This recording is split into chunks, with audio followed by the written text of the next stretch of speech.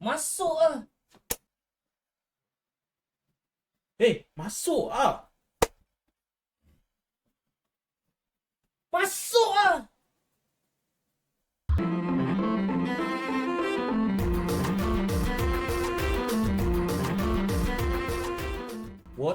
What's up, people? I'm Iki Ali, I'm Sai Ali. and we are brothers Ali.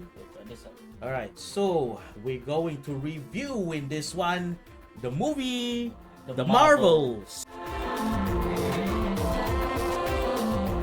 Alright, so The Marvels is, I don't know, MCU is too big. I don't know which the count of the movie. But yeah, the movie is the latest in the MCU. It's directed by DaCosta, and this is a sequel to 3 MCU content. We were not gonna call it movies or whatever, but it's just content right now. So it's a sequel of the Captain Marvel. It's a sequel to Miss Marvel And WandaVision. and WandaVision. So of course it's gonna star the lead from those, which is Brie Larson as Carol Danvers, aka Captain Marvel, Kamala Khan, Miss Marvel. Miss Marvel played by Iman Vellani, and Captain Rambeau. Which is not a lead in the WandaVision show. Yeah, but she's part of this. Okay, played by Teyona Paris. Yeah, she's a lead here. So yeah, the movie is about the Marvels. So, and if you watch the trailer, the guy when all of them use the powers at the same time, they switch places. Yeah. And the shenanigans of space propulsion happen. So the Marvels, right? So for those who didn't realize before, right? So basically, these are the basic abilities of these 3 characters. She's entangled our light-based powers, so we switch places whenever we use them. Strong theory. You can absorb light. I can see it. And Kamala... Who's Kamala? Hi. She can turn light into physical matter. Something like that. Yeah. A weird, set of powers. I mean, it's pretty weird from the get-go. How Kamala Khan is also called, another Marvel, Miss Marvel, and then Monica Rambeau, which is supposed to be like one of the first. I mean, like she's the second or something. The Captain that uses the Captain Marvel Monica. The first one is Captain Marvel and Alien, right? So, and now they make her way younger than like Carol Danvers, character Brie Larson, and then Miss Marvel, despite that name, her power is supposed to be like she can stretch, and it's basically like Mr. Fantastic. But they changed it to just hard like construct that looks elastic. Yeah, and I guess it's to serve the Marvels. I think that's why they changed it. Yeah. Yeah. And because of that, she has the bangle, right? So, like in the movie, there is like a character that is appropriately named Bender. Darben. Let's see, he forgot already. I almost forgot also because played by who was it? That was Loki's wife actually. Let's I say Darben, like Bangle. Get it? Bangle. Ooh. So she basically doesn't have a power, but she is a Kree, same as Ronan the Accuser. So she basically can absorb a certain amount of radiation or cosmic energy, things like that. So she can take a little bit more than most, not as much as someone as strong as Thanos or something. Yeah, of course. Because that guy is a Celestial and she's just a Kree. So she uses the same kind of hammer that Ronan the Accuser used, and then she also in the beginning, she found like the other bangle that Miss Marvel like Miss Marvel wear one, she found the other. So somewhere along the line, she tries to absorb I think it's the air of like a planet, right? Yeah. So she create like a what do you call it thing, a crack, so to speak. Yeah, she cracked the time and atmosphere, speed. the atmosphere, and then the 3 of them, Captain Marvel, Miss Marvel and Captain Rambo, they touch it at the same time, and because they all use the similar light powers, they connected somehow. So when they use the ability, they keep switching places. So So it's what they call the entanglement or something. Yeah, quantum yeah, entanglement. Yeah. and it is exclusive to this movie, and I don't know if it happened before in the comics, but it's an interesting concept. I think the way they do it, like the first time, I thought that this is gonna be like a movie full of like a playlist of songs. That if you watch, something similar like, what was it, Suicide Squad or something. Suicide Squad, not the Suicide Squad. Yes. Yeah, Suicide Squad without the right. And the first Captain Marvel movie, that was like just a playlist for people just like Yeah. got Winamp and So just play it. and also did I say Miss Marvel? Yes. Like in those three different, like I would say, content at this point. Yes, content, It's yeah. like, you go to the next place, and I thought they were gonna do that when they start playing like some kind of song, right? And I didn't know that it goes straight into like a fight scene where the three of them keep switching places, and this is like, I think it's a cool way to show what the hell is going on, with just like straight getting into it instead of like people straight up saying it. They do come to that, especially when Captain Rambo start to talk about it with Nick Fury there. She's the exposition machine kind of it ish. No, sorry, Captain Rambo. Captain sorry. Rambo, yeah, she's the exposition machine in this one. So Captain Rambo talk to him, and then Nick Fury is like, that's a good hypothesis, like Theory. theory like that. A quantum theory. Sorry. What's that? I don't know. Alright, so go ahead. Alright, so they just switch a bunch, and I think this is a really cool fight scene, and I think the song transition, the song that they use in this montage is pretty, like it matches this. It's not my kind of song, but it matches the scene, and I think yeah, that kind of justifies the playlist style. But surprisingly, after that, it's not such a movie where it uses a playlist. It's just that scene in particular. Yeah. And I am pleasantly surprised of that. For the most part, it has its own like musical score. It's not like they stand out or anything like that, but at least it's not just a bunch of like songs, and that, I think that's a plus for me. And then in this movie, what I like about it is like the villain can be like the typical problem, same as Malekith, like in the second Thor movie, Thor the Dark World, which is kind of like he has like some kind of plan, and he tries to do set plan, and then the hero just get in the way, and that's it. There's nothing remarkable. It's kind of understandable. So the movie tend to focus more on the three characters. It does like more of a show not tell kind of thing, which can be a good thing, but I've heard of some complaints, and the more that I let it simmer, the more I kind of agree with it a little bit. I try not to let people's opinion affect mine, but at the same time, if I can come to the same conclusion, I would tend to agree, because it's all about finding the ultimate truth, and the truth is not whether or not what I say or what we say are facts. It's more like it is truly my opinion, based on like several discussions, and if I'm persuaded in one way or another, I'm not ashamed to admit that I changed my mind a bit. So they do have they show this a bit where Captain Marvel tries to do everything by herself. The character played by Brie Larson have put everything on the shoulders, and then even though they do explore it a bit, that the characters are kind of like a little bit frustrated with her, that she does not let them shoulder some of the burden. I think they don't do enough. Not in the sense they don't press her hard enough. It's kind of like instant forgiveness at one point. So when they were the scene where Captain Marvel like try to get away from the planet Alatna, actually she tries to fight but the other two keep telling her to get away, and Miss Marvel changed their course, so they do go to hyperspace, and then they went on another planet. Yeah.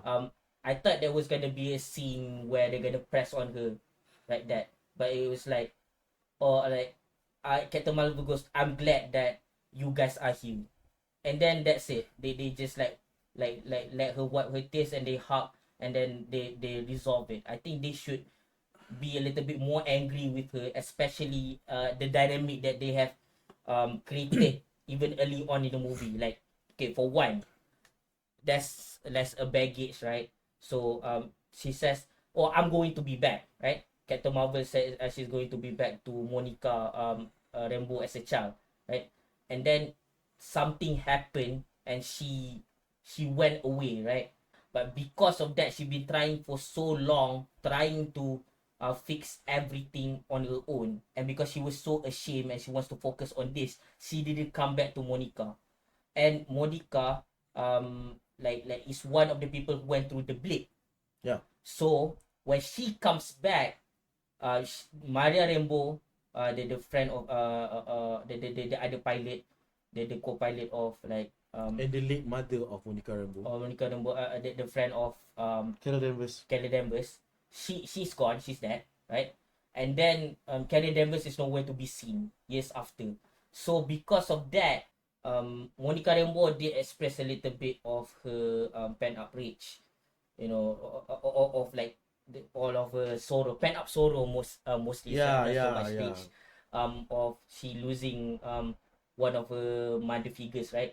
But the thing is, even though they did that scene, and then now after Alatna, right? It doesn't escalate as much as it should have. Yeah. There's no even though there's heart to heart, it's just like very light crying. They're supposed to be bawling, you know what I mean? Yeah. This is like, this should be the Oscar bait moment, you know what I mean? But Especially they didn't go there. They even have a diverse cast, yeah. but they didn't do anything I mean, about that. Yeah. from I mean, like, from these two actors, especially from Brie Larson And and Teyona Paris. yes, but that didn't happen, right? And even then, Miss Marvel should also weigh in a bit. How, you know, like, you my hero, I look up to you, but then you just let someone die back there. And then Captain Marvel, and then they keep switching places, right? So Captain Marvel get frustrated because, you know, you're getting in my way where we have to get the heck out of here as soon as possible. But Miss Marvel keeps trying to save everyone. So we can see here that Miss Marvel is kind of like naive, but at the same time she has a heart of gold. But then there's Captain Marvel getting in the way. And because Captain Marvel is supposed to be her idol, I thought there was going to be like a big fight. You know, not fight in the sense of like fist fighting. More like, yeah, again, in this scene after Alat now, maybe she should weigh in on how much she is disappointed on who Captain Marvel is. Yeah. I mean, it should be like the way the typical fallout in the you know the bridge from the second act to the third act. Because as like obviously as we can see, this is yet another hero's journey type of frame they're using here. So they might as well do that. I mean, even if it's typical, it is very warranted here in my opinion. Because Captain Marvel is a very flawed character who like overextend herself, but despite that, it's not like her like shouldering everything make things better. It makes things worse. It caused her to destroy an entire planet. A bunch of civilians died that was unsafe, and then she also crushes a dream of a teenage girl, and she's also like somewhat in a way abandoned a child. So there's some heavy like themes here of very flawed characteristic by Captain Marvel. She's like, she's gone through the journey, but at the same time she hasn't learned enough. So at least the least they can do is make the companions call her out on it. But that didn't happen, and that is kind of like lacking in a way. I heard some criticism where they should add 45 more minutes for to build up the character Darben, the villain, right? I disagree because I think they should just add what 5 or 10 more minutes to extend the scene a bit after Alat now. Because they didn't get anywhere all that much, and after they do like a group hug or something, everything is instant forgiveness, and then straight up they got surrounded by Darben's army, is it? And then the scene just moves on. I like the fact that when it comes to the beginning of the movie, right, when they start to show the mechanics of like the switching mechanics and all that, how they got the power, everything, that they just get snap right to it, right? So we can feel the action, and I feel like I will get back to the action bit, and that more stuff I want to comment on that. But for this one, right, I get that, but for scenes that they need to slow down a bit, they do need to slow down so people can absorb emotionally what's going on. I think this is one of the things that Martin Scorsese talk about, the theme park.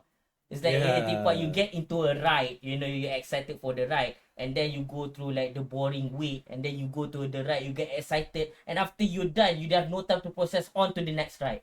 So yeah, I can see how that is a problem. Right, you have anything to say? Okay, you're more interested in talking about the story and the beats and whatever you like about it or what you don't like about it. This movie for me personally on that front is kind of a slog. What really hooked me in is the cast, just all around. Just not Darben because she's just not fleshed out enough. Her story is just there for like to be the groundwork of so many great chemistry all around this movie, just not the Darben character herself, which is sad. Well, I want to talk a bit about Darben, right? Okay, alright.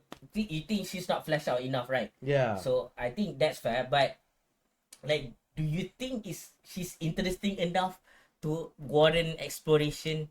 No. I don't think so too. I think she's just a product of the of the environment. Like there was like non-stop war for outside the Kree Empire, but then inside the Kree Empire there's peace, but there's kind of like a civil war brewing.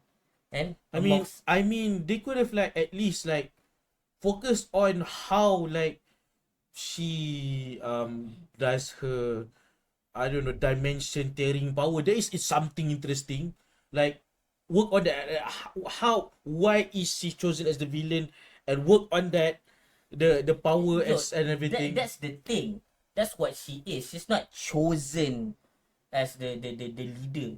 I know. She rise to the occasion herself. Yeah. But it could just be anyone. Yeah, that's the problem. I think it would be interesting is if she's like I don't know, like one of the like the main leaders of the planet Hala or something, and then she's not just like anyone who's trying to rise up, like you said.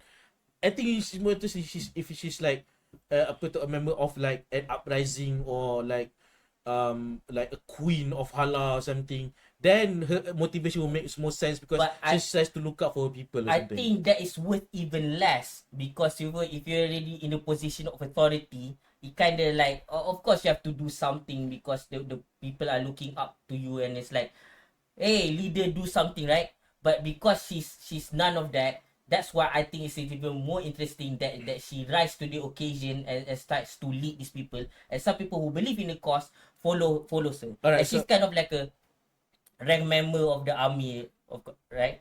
So that kind of makes sense that she would. But let's just agree. No, that's the thing.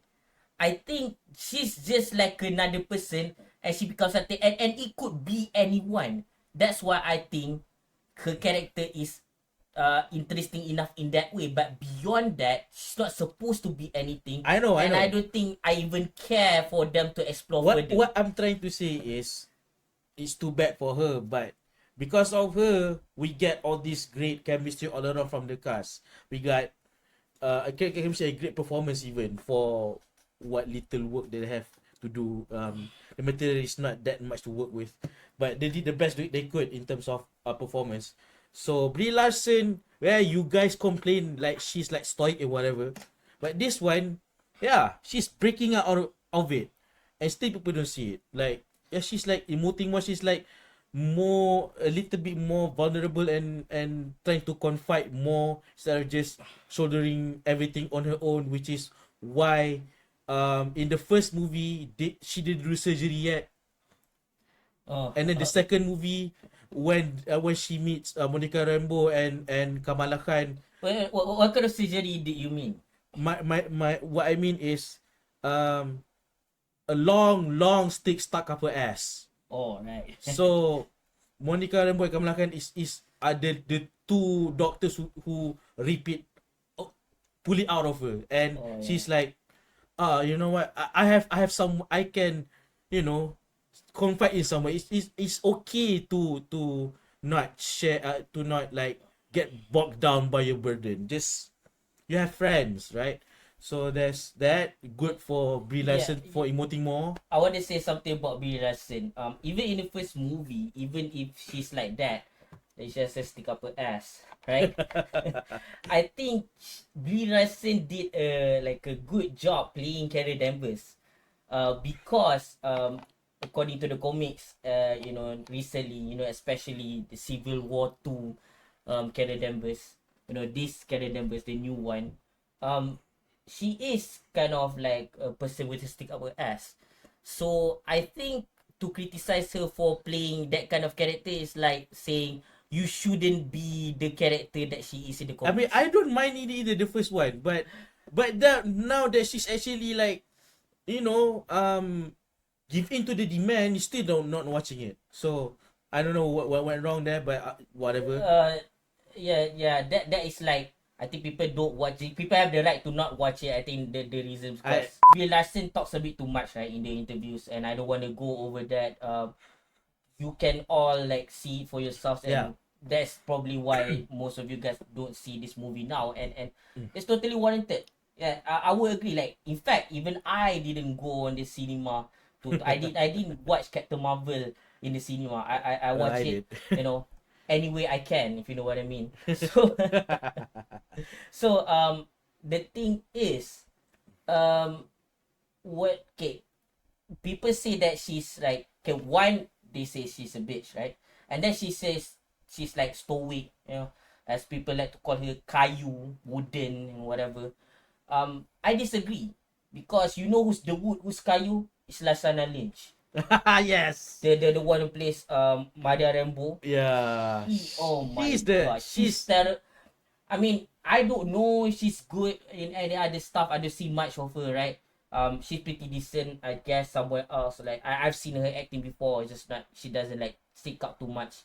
But in as Maria Rambeau, I think She phoned it in too much. I mean, like, okay, think about it this way, right? If they just say that Brie Larson's character is kind of like a stuck-up person, right? And then they say the wooden is Maria Rambeau, I would agree with that. But no, people say she's both. So it doesn't make sense, because if you have like a character who's ragey, who's very like emotional, that exudes anger, isn't that the opposite of wooden? You see what I mean? It kind of doesn't make sense. So I think she did a fine job last time. She did a better job this time. She's not that great, and I don't think she's terrible at all. I think Brie Larson plays the character well, especially within the vision. You want to know a character, and what might even say, right, that okay, this is the bad version of Carol Danvers. It's the new version of Carol Danvers. People want the old Carol Danvers, who's just like any other Captain Marvel versions, right, where she's not like a stuck-up person, right? Yeah. Like I can agree with that. That's fine. But on the other hand, if you want to look at like a real like dumber version of a character that is very recent, that nobody cares about, that the character came out like in 2019 or something, and then she straight up get a show in 2020, and the show is live action. It's so bad. Like, check out Naomi. It's so bad. Nobody talks like. I thought Black Lightning is the worst in the Arrowverse. You know, the deceased Arrowverse, right? The one that that is like centered around Arrow, right? Yeah. But Naomi has got to be the worst show. It was so bad. It has only one season, and I bet your ass you didn't know about the show. I know everybody talks about Supergirl. People who actually watch the Arrowverse would talk about Black Lightning like we did, but nobody talks about Naomi. That's how bad the show is. So, if you wanna come, say that, oh, this is a bad visual character that nobody wants, and suddenly she got a representation in a movie. Yeah, I'm just gonna say that that's worse. I'm not defending that I like this version or anything like that. I'm just saying that this is the version that they choose to tell the story about, and it is acted by someone who follows the way the character is written. That is the current version. That's it. It's just a statement. I'm not saying that she because she does it, it's bad. I'm just saying that when people say she's bad at doing it, it doesn't even make sense where she's actually following the Bible in a sense. You know what I mean? Yeah. That's all I want to say about Brie Larson and the character Carol Danvers / Captain Marvel in this movie. Captain Monica Rambeau, played by Tatiana Paris. So she's been in a lot of like caliber movies. So I guess this is her paycheck movie, I guess. But notwithstanding, she's still, in the previous media in WandaVision, she was this sympathetic character who's like kind of like the heart of the movie, the series, I think, because she's the voice of reason for everything. Yeah, And she's kind of a liaison between. in this one, she's just a genius woman, and who sometimes have emotions because of her conflict with Captain Marvel. So there's not much going on in there, but I guess she did her best with the material that she's worked with. I think. Do you think so? Like that? I think that's what. Yeah, I think so too. And then, about her character, something happened towards the end, and I think the reason why Cat do it on the other side, if you know what I mean, is because it goes this way, right? So you have to go the other way to just, let's just. Let's say- keep it there. Yeah. That's without context, So okay. So now another one is, I guess, Nick Fury, played by Samuel L. Jackson. He's Nick Fury, man. He's freaking Samuel L. Jackson. But for people who watch the Secret Invasion. the poorly received Secret Invasion, and I'm confused even more now because the characteristic of Did you watch it? no, I didn't. Let hear me out. So I didn't watch Secret Invasion at all, so I came in with zero expectation about his Nick Fury's character in this one. So he's like the comic relief, and Samuel L. Jackson being the fun Samuel L. Jackson, which is great. But then again, the way he acted, it seems like there's a conflict in here that seems to me looks like this is like the prequel to Secret Invasion, but after finding out this is actually happening after Secret Invasion, so I was like, what? This is Like based on what? Like for me, I watched like a short video shitting on the entire Secret Invasion instead of actually watching the show, and that's a pretty bad depiction of Nick Fury. I like him in this one. So I think I got this one from pitch meeting or something when they shit on Secret Invasion. It's actually from the Marvel speech meeting, not Secret Invasion pitch meeting. Okay, alright. So his character is a somber one, and then like 180 in Captain Marvel is which happens after Secret Invasion. He's like the combat relief. Like, huh? Like what happened? Like how can you just? I think it's just like done, and then I'm like, do what I do, man. Like because you saw it from one source, I saw it from another, but we both know that that's another version of Nick Fury, right? Let's just pretend that it's a bad what if episode. you know what? Let's do that. So it's the what if episode that happened, and we're not gonna watch forever. And I love his dynamic interacting with. I know he's like severely, I don't know, underwritten here, but I guess he's just there to like communicate with the characters in here, with everyone. And yeah, he does a good job with that. And the Flurkin Goose, yeah, So you like Goose, huh? yeah, I like no, not really Goose. Actually, Goose is there, but I like its companions more. Oh, alright. It's like it's just so adorable. Damn it! I think that there are like concepts like that. You know, like for example in Mom, where Doctor Strange is fighting using musical notes, and then there's straight up like a short musical piece in this movie, right? And then there is like what happens with Goose. Like I think I can see why people got like the people a little bit peeved because it's not something that they expect, and it might clash with the tone of like the typical comic book. For example, so the more serious tone. So I think that's why people are kind of criticizing it. As for me, this is not exactly what I was going for, but at the same time, it is what I am okay with. I think it is something that is different, that is not in the comics, and I think that's just something that's like for us. I think we go way past the you know the trash you know the what do you call it, the categorization of like we can only do what's in the comics Yeah, I think they passed because that. The MCU is its own thing. Yeah, now for the creme de la creme. Everyone says the same thing unanimously, and I agree too. And oh god, I mean, I'm gonna try contain myself for this one. Iman Vellani as Miss Marvel. She's like, oh my god, okay. she's the heart of the movie, and she plays continues her role being the plucky teenager who's like a fangirl of everyone. She's very cheerful and yeah, it's like she's one of those teenagers who's like kind of disappointed for a few seconds meeting her hero. Like you know that scene. And But she brings the positive vibes. It feels like she's sort of like I mean Monica Rambeau is more of the like what do you call it, the moral compass. yeah, But at the same she's time, the glue.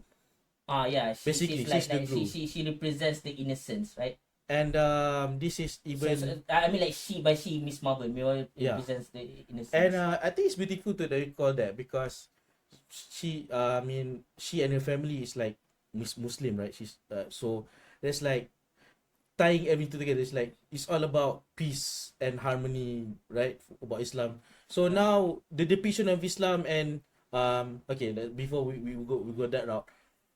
Her family also is returns, and they are as as chaotically funny as ever. Especially Amir, which is the brother of Kamala Khan, played by Saga Sheikh, if I'm not mistaken. Yeah. Her brother's name is Amir, her older brother.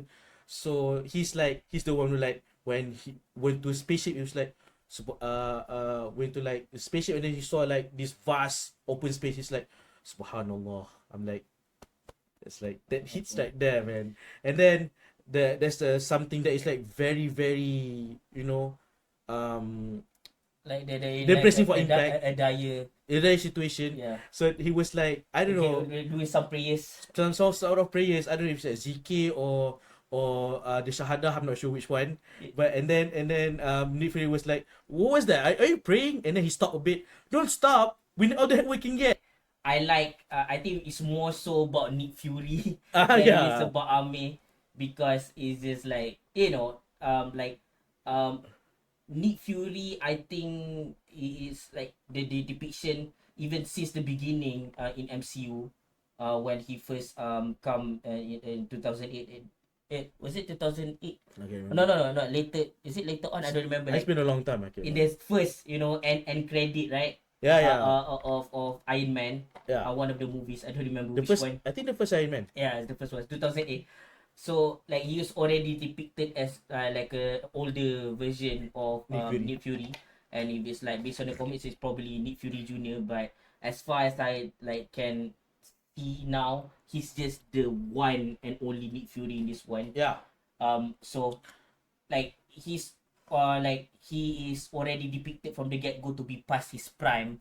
So I like the way that he relies on other people, especially in this movie. Yeah. To do their part, and it's not gonna be like Mr. Solo Dolo and like from what I can tell is like a more likable and actually more relatable version of Nick Fury than whatever they did in Secret Invasion.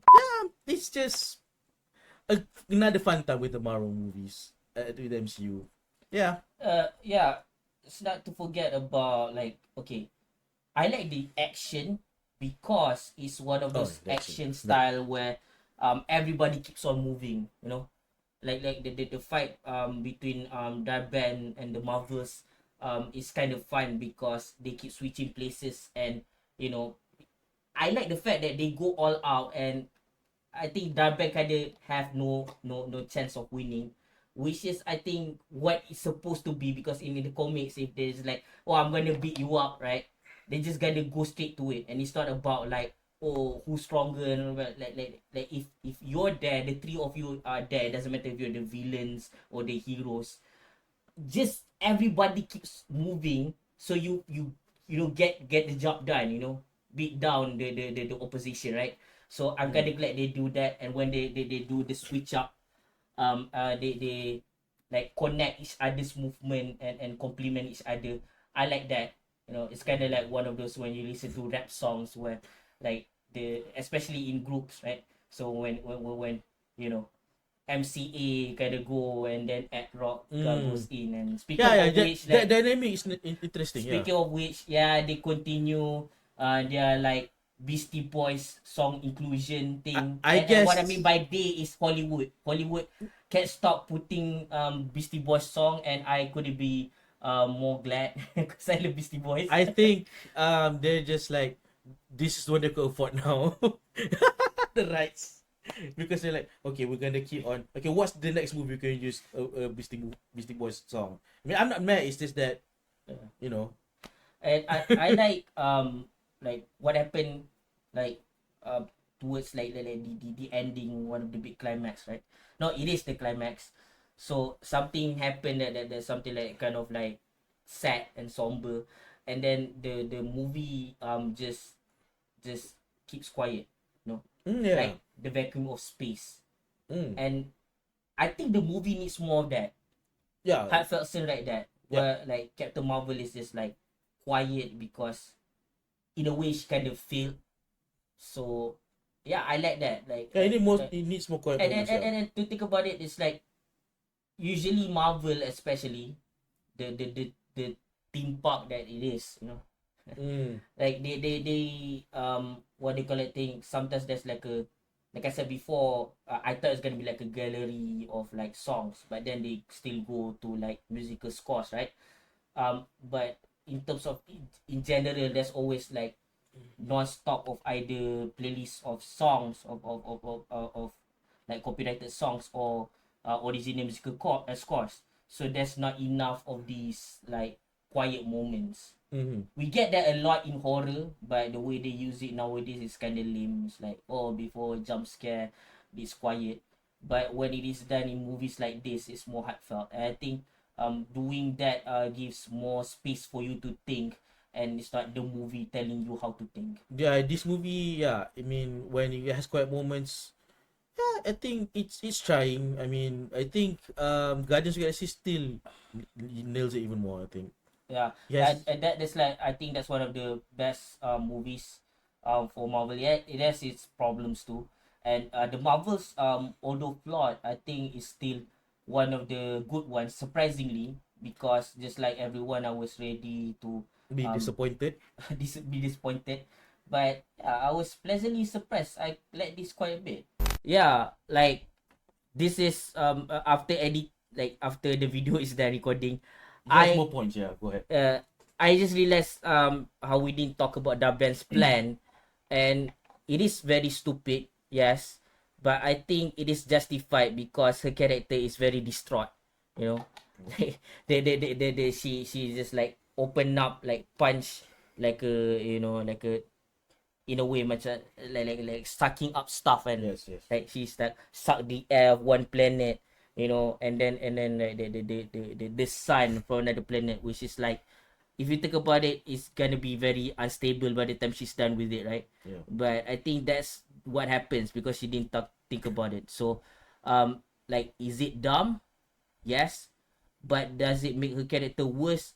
No, because she is supposed to be very like angry that she doesn't think about it all that much, and the people of Hala is very desperate that they just rely on the person that find like having the most like what do you call it thing, leadership ability, or in the mind, or to lead, you know, even though yeah, they probably shouldn't let her you know, take And the reign. okay. So people are concerned about this movie being smaller, and people they're expecting like for each sequel it has to be bigger. Or bigger than Endgame, you mean? Yeah, bigger than Endgame, and they're expecting like lots of things, and they already fully aware of what's happening with Marvel right now, but still they want more, and then still they get disappointed. What's wrong with you people? It's like if you do too much, it's gonna be even messier than it has already been. What we already got. Yeah. So be careful what you wish for. You keep asking for too much, Yeah. and then when there's like a lot, they're not gonna be able to juggle it. Yeah. Then you know, we're gonna hear more complaints. And So I think dumb. in the world where studios somehow mandated every movie to be almost 3 hours long, this is a refreshing length, you know. So I think adding it would be we like it as it is, but if adding more, it will be a slog even more to watch. We're not saying this is the golden standard. It's just that they can always do better. This is not the best Marvel movie out there. But for what it is, it's brisk. Yeah. They can do a lot better next time for sure. Yeah. It's just that what they do here is not a bad attempt. So there you go. Yeah. I'm gonna give it a 7.2 out of 10. I mean just the fact that it's just better than the Flash. Screw you, fanboys. The Flash is worse. This is at least fun. You know, you and your nostalgia coping go on away. This I like this one. I mean it's like about the fundamentals, right? Yeah. Like if you're doing a movie, the most important thing of all is actually the visuals. Why I say that is because it's the point is movie is moving picture. Yep. So if you can even present that right, if your CGI is shit, forget everything else. Yeah. Like as heartfelt as the relationship between the mother and son there. There's no excuse. If the overall, the bad CGI gets in the way, and that's the fundamental of the picture. Like I'm not saying that writing and directing, editing are not important. I'm just saying that when you moving the picture, what you see is something that you should be able to enjoy. But if it is presented in a way that it hurts your eyes, nothing else actually matters because that that like foundation is skewed. So if you build like no matter how good the structure of a movie, you all crumble down. It becomes a giant waste of time. So yeah, he gives it a 7.2. Because I'm biased, but I'm still not give it that high because it's still not that good. But for what it is, it's a 7.5 out of 10 for me. Yeah, that's my score for it. For the Marvels. Where you said it sounded like you want to give it lower, but then you end up giving it higher than No, score. I said bias. I'm a bias because of Kamala Khan. That's why. Okay. Come on, man. I'm shallow, man. So yeah, there you go. I want to know the Marvels. So if you have anything to add in the comments, go ahead. So we out now. Peace out. Peace.